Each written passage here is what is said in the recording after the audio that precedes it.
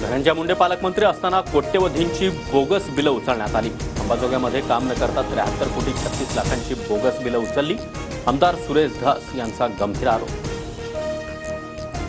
उद्या जिल्हा नियोजन समितीच्या बैठकीमध्ये बोगस बिलांची अजित पवार यांच्याकडे तक्रार करणार, सुरेश धस यांची माहिती।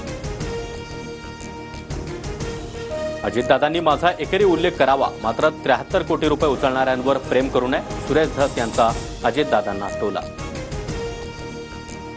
नैतिकदृष्ट्या मी दोषी नाही, मी सध्या टार्गेटवर।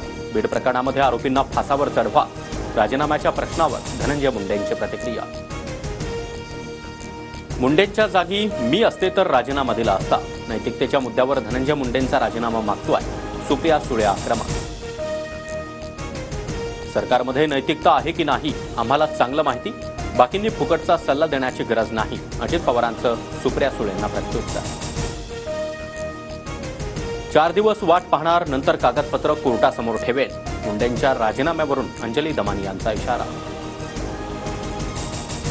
धनंजय मुंडेंना